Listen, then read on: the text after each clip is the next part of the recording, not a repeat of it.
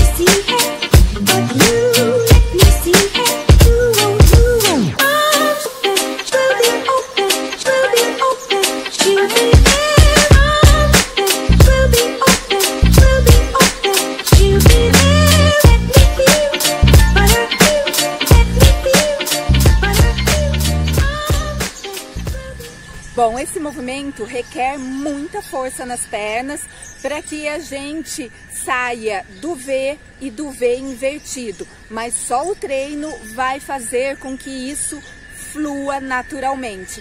Muito obrigada por vocês terem assistido mais esse vídeo. Fiquem com Deus e até a próxima. Tchau!